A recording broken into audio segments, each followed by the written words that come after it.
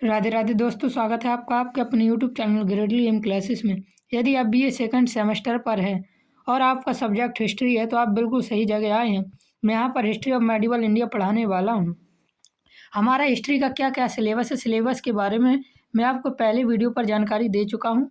उस वीडियो का लिंक मैं डिस्क्रिप्शन पर दे दूँगा, आप वहाँ से जाकर देख सकते हैं हमारा क्या सिलेबस है, किस सिलेबस में हमें क्या क्या पढ़ना, कौन कौन से टॉपिक पढ़ने हैं।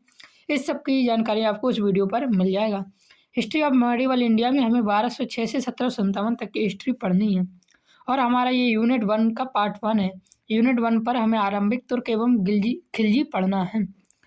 ये हमारा पार्ट 1 है, इसके हम 2 पार्ट करने वाले हैं। चलिए बिना देरी किए अपनी इस थ्योरी को कंप्लीट करते हैं। ये हम थ्योरी पर पढ़ने वाले हैं। सारे यूनिट हमारी 8 यूनिट है, 8वां यूनिट को हम थ्योरी पर पढ़ेंगे। इस पार्ट के 2 पार्ट होंगे। इस यूनिट 1 के 2 पार्ट होंगे। चैनल पर नए हैं तो चैनल को सब्सक्राइब जरूर कर लीजिए और बेल आइकन दबा लीजिए, जिससे आपको हमारे नए वीडियो का नोटिफिकेशन सबसे पहले मिले। चलिए अपनी थ्योरी की तरफ बढ़ते हैं।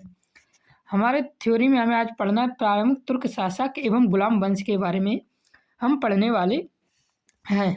आज की क्लास में हम समझेंगे कि तुर्क भारत क्यों आए, शुरुआत में उनका उद्देश्य क्या था और किस शासक के समय पहली बार भारत में स्थायी तुर्क शासन की नींव रखी गई थी।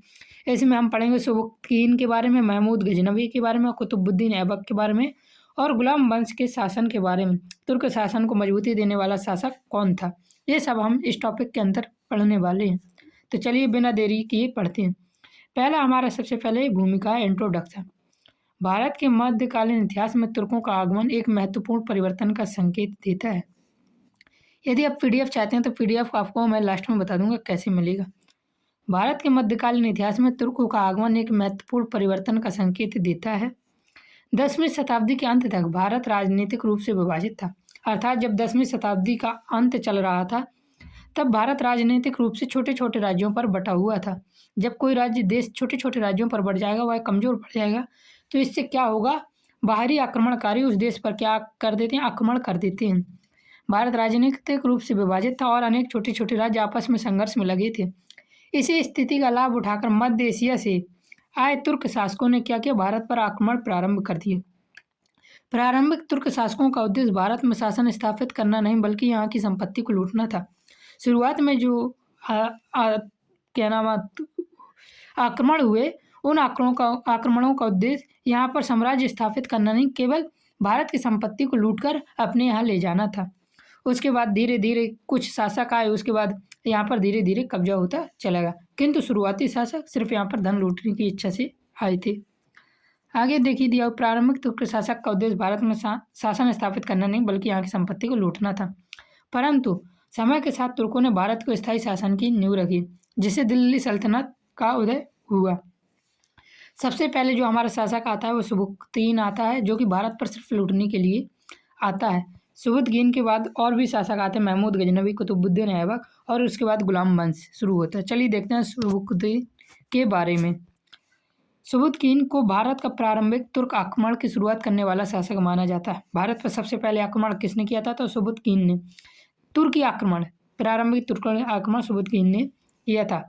वह मूल रूप से एक तुर्क गुलाम था। सुबुक्तीन मूल रूप से एक तुर्क गुलाम था, जिसे गजनी के शासक अल्पतगीन ने खरीदा था। ये क्वेश्चन याद रखना, मैंने बहुत अच्छी तरीके से हाईलाइट किया, अच्छी तरीके से आपके लिए पीडीएफ बनाए हैं। पीडीएफ को मैं आपको बता दूंगा कैसे मिली। अपनी योग्यता, साहस और निष्ठा के कारण सुबुक्तीन अल्पतगीन का विश्वास पात्र बन गया था। अल्पतगीन ने अपनी पुत्री का विवाह सुबुक्तीन से कर दिया। क्वेश्चन यहाँ से एमसीक्यू में पूछे जा सकते हैं। सुबुक्तीन का विवाह किससे हुआ था, तो अल्पतगीन की पुत्री से हुआ था, जिससे उसका सामाजिक और राजनीतिक स्थान मजबूत हो गया। जब किसी व्यक्ति की शादी एक राजा की पुत्री से हो जाएगा तो उसका सामाजिक और राजनीतिक स्थान क्या हो जाएगा, मजबूत हो जाएगा। सुबुक्तीन ने 1977 ईस्वी से 997 ईस्वी तक गजनी पर शासन किया। कब से, 977 ईस्वी से 997 ईस्वी तक गजनी पर शासन किया। क्वेश्चन पूछा जा सकता है सुबुक्तीन ने गजनी पर कब तक शासन किया, तो याद रखना 977 ईस्वी से 997 ईस्वी तक गजनी पर शासन किया। उसके शासनकाल में 986 ईस्वी में उसने शाही वंश के राजा राज्यपाल पर आक्रमण किया। 986 ईस्वी में इसने क्या किया, शाही वंश के राजा राज्यपाल पर आक्रमण कर दिया और उसे पराजित किया। यह आक्रमण पंजाब तथा उत्तर पश्चिम भारत के क्षेत्रों में हुआ था।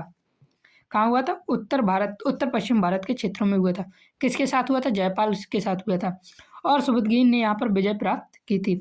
यद्यपि सुबुदकीन ने भारत में स्थायी शासन स्थापित नहीं किया था, फिर भी उसके आक्रमणों ने आगे आने वाले तुर्को शासकों के लिए मार्ग प्रदर्शित किया था। सुबुदकीन यहाँ पर केवल धन लूटने आया था। धन लूटने से क्या हुआ है, उसने आक्रमण किया और यहाँ से आक्रमण करके वापस चला गया। लेकिन और तुर्क शासकों को यहाँ का मार्ग मिल गया था। यहाँ के शासक वैसे ही कमजोर थे, आपस में बटे हुए थे, एक राज्य में कई कई शासक थे। तो इस प्रकार भारत का शासन बहुत कमजोर हो चुका था, तो तुर्कों को आक्रमण करने का यहाँ से मार्ग मिल गया। अगले देखिए, सुबुदकीन को आक्रमण करने की शुरुआत के लिए जाना जाता है, ना कि शासन स्थापना के लिए, ये याद रखना। फिर हमारा अगला आक्रमण होता है महमूद गजनवी द्वारा। महमूद गजनवी सुबुदकीन का पुत्र था और मध्यकालीन भारतीय इतिहास का एक प्रसिद्ध आक्रमणकारी माना जाता है। महमूद गजनवी किसका पुत्र था? सुबुदकीन का पुत्र था। उसका जन्म 971 ईस्वी में हुआ था और वह 998 ईस्वी में गजनी का शासक बना था। याद रखना, महमूद गजनवी का जन्म 971 ईस्वी में हुआ था और 998 ईस्वी में गजनी का शासक बन गया था। बगदाद के खलीफा ने उसे सुल्तान की उपाधि दी थी। किसे दी थी? महमूद गजनवी को सुल्तान की उपाधि दी, जिससे वह इस उपाधि को धारण करने वाला पहला शासक बना। तो याद रखना, सुल्तान की उपाधि धारण करने वाला पहला शासक कौन था? तो इसका सही आंसर हो जाएगा महमूद गजनवी। महमूद गजनवी सुल्तान की उपाधि करने वाला पहला शासक था। महमूद गजनवी ने 1000 ईस्वी से 1027 ईस्वी के बीच भारत पर कुल 17 बार आक्रमण किया। ये 17 बार आक्रमण कहाँ और कैसे कैसे किए, इसके बारे में हम देखेंगे। जिसका पहला आक्रमण 1001 ईस्वी में पंजाब क्षेत्र में हुआ। ये इंपॉर्टेंट आक्रमण है, इन्हें याद रखना। इन आक्रमणों का मुख्य उद्देश्य भारत की धन संपत्ति को लूटना था। उसने भारत में स्थायी शासन स्थापित करने का प्रयास नहीं किया। 1025 ईस्वी में सोमनाथ मंदिर पर किया गया आक्रमण उसका सबसे प्रसिद्ध आक्रमण था और इसके बाद वह उसने 1027 के बाद आक्रमण करने बंद कर दिए थे। सबसे प्रसिद्ध माना जाता कौन सा आक्रमण? सोमनाथ मंदिर पर किया हुआ आक्रमण। यह कौन सा आक्रमण था? यह 16वां आक्रमण था। महमूद गजनवी आक्रमणकारी था, यह भी शासक नहीं था। इसने भी केवल भारत पर आक्रमण कर यहाँ की धन संपदा को लूटा, कभी यह शासक नहीं बना। अब एक एक करके हम महमूद गजनवी द्वारा किए गए 17 आक्रमण को देख लेंगे। देखिए, ये हमारे 17 आक्रमण दिए हुए हैं। पहला आक्रमण इसने किया था 1000 ईस्वी को, जिसे सीमावर्ती किले पर किया था। दूसरा 1001 में पेशावर पर, तीसरा 1004 में भेरा भाटिया पर, फिर 1006 में मुल्तान पर, 1007 में मुल्तान पर, 1008 में बहिंद पेशावर के पास किया था, 1000 में नागरकोट कांगड़ा पर, 1010 में मुल्तान में, 1014 में थानेश्वर में, 1013 से 14 में नंदना में, 1015 में कश्मीर में। तो ये सारे आक्रमण आप एक बार जरूर देख लेना। इसमें से इम्पोर्टेंट कौन सा है? एक 16वां आक्रमण बहुत ही इम्पोर्टेंट है और एक 1001 का पेशावर का आक्रमण भी इम्पोर्टेंट है। इसने कश्मीर पर 2 बार आक्रमण किए थे, वो भी आक्रमण इम्पोर्टेंट है। अगला अब देखिए, आगे हम देखते हैं। सोमनाथ आक्रमण 1025 ईस्वी में हुआ, जो कि सबसे प्रसिद्ध आक्रमण है, ये याद रखना। दूसरा आक्रमण वहिंद का युद्ध 1001 व 1008 जयपाल और आनंद पाल के बीच हुआ था। उसने भारत पर शासन नहीं किया, सिर्फ लूटपाट की। 17वां आक्रमण सोमनाथ पर हुआ था, याद रखना। 16वां आक्रमण भी सोमनाथ 1025 ईस्वी में हुआ था। 17वां आक्रमण भी सोमनाथ पे हुआ था और एक वहिंद का युद्ध हुआ जो 1001 और 1008 में जयपाल और आनंदपाल के बीच हुआ। यह बहुत ही इंपॉर्टेंट क्वेश्चन है, इनको याद रखना। अगला हमारा शासक होता है, वह होता है कुतुबुद्दीन ऐबक। कुतुबुद्दीन ऐबक उत्तर भारत का पहला तुर्क शासक और दिल्ली सल्तनत का संस्थापक माना जाता है। कुतुबुद्दीन ऐबक मोहम्मद गोरी का गुलाम और योग्य सेनापति था। भारत पर दिल्ली सल्तनत का संस्थापक किसने किया? तो कुतुबुद्दीन ऐबक ने। कुतुबुद्दीन ऐबक ने मोहम्मद गोरी की बेटी से विवाह कर लिया था, इसलिए उसे मोहम्मद गोरी ने कुतुबुद्दीन ऐबक को भारत पर ही रहने के लिए जगह दे दी और इस प्रकार दिल्ली सल्तनत का उदय हो गया। 1206 ईस्वी में मोहम्मद गोरी की मृत्यु के बाद ऐबक ने भारत को स्वतंत्र शासन की स्थापना की और लाहौर को अपनी राजधानी बनाया। 1206 ईस्वी में किसकी मृत्यु हुई थी? मोहम्मद गोरी की मृत्यु हुई थी। इसी के बाद ऐबक ने भारत में स्वतंत्र शासन की स्थापना की और लाहौर को अपनी राजधानी बनाया था। आगे देखिए, दिया हुआ है कुतुबुद्दीन ऐबक को लाख बख्श कहा जाता है। इसे लाख बख्श इसलिए कहते हैं क्योंकि इसने लाखों पर दान दिया था, बहुत ही अच्छा शासक था। क्योंकि वह अत्यंत दानशील था। उसे स्थापत्य कला में विशेष रुचि थी। कुतुबुद्दीन ऐबक को स्थापत्य कला में विशेष रुचि थी। उसके शासनकाल में दिल्ली में कुतुब मीनार का निर्माण आरंभ हुआ था। दिल्ली की कुतुब मीनार का आरंभ किसने करवाया था? कुतुबुद्दीन ऐबक ने। इसके अतिरिक्त कुब्बत उल इस्लाम मस्जिद, 2.5 दिन का झोपड़ा भी उसी के समय निर्मित हुआ था। याद रखना, कुतुब मीनार, कुब्बत उल इस्लाम मस्जिद और 2.5 दिन का झोपड़ा किसने? कुतुबुद्दीन ऐबक के समय निर्माण होना शुरू हुआ था।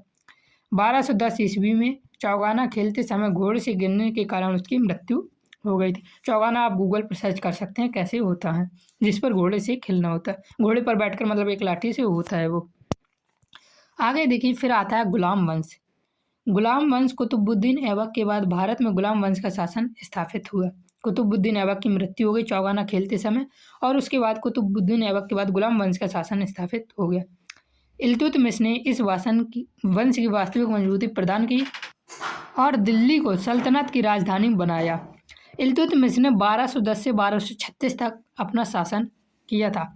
उसके बाद रजिया सुल्तान 1236 से 1240 तक की शासन बनी। ये याद रखना, रजिया सुल्तान भारत की प्रथम महिला शासक थी, परंतु तुर्क अमीरों ने महिला के अधीन काम करना स्वीकार नहीं किया, जिस कारण उन्हें शासन से हटा दिया गया। रजिया सुल्तान ने कुल 4 साल शासन किया था। तुर्क अमीरों ने महिला के अधीन काम करना स्वीकार नहीं किया, इसी कारण रजिया सुल्तान को हटा दिया गया सुल्तान के पद से। इसके बाद नसरुद्दीन महमूद 1246 से 1265 के शासनकाल में वास्तविक सत्ता बलबन के हाथों में थी तथा गयासुद्दीन बलबन 1265 से 1287 में सुल्तान बना और उसने कठोर शासन व्यवस्था अपनाकर सुल्तान को अनुशासित किया था। तो क्या हुआ? सबसे पहले सुकुतुद्दीन आया था, उसके बाद मोहम्मद गजनवी और कुतुबुद्दीन ऐबक, उसके बाद गुलाम वंश की शुरुआत हुई थी। इस प्रकार ये टॉपिक खत्म होता है। तो अब तक इस प्रकार हमने देखा कि तुर्क भारत में लूटने के फायदे के लिए आए थे। सुकुतुद्दीन और महमूद गजनवी आए, लूट की और चले गए। फिर कुतुबुद्दीन ऐबक आता है और पहली बार बोला अब सिर्फ लूट नहीं, अब यहीं रहकर राज करेंगे।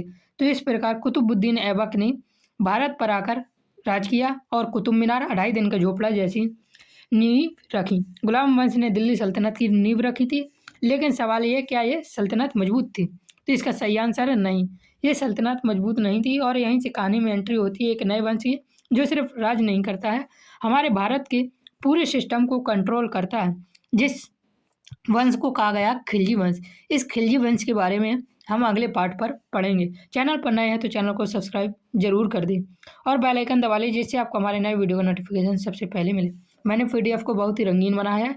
यदि आप इसका PDF चाहते हैं तो PDF के लिए आपको हमारे टेलीग्राम चैनल पर जाना होगा, जिसके लिए आपको हमारे यूट्यूब के बायो लिंक पर जाना होगा और आपको वहाँ से मैसेज करना होगा हमें, और आपको वहाँ से 9 रुपये की फ़ीस लगेगी इन सभी PDF की एक्सेस के लिए।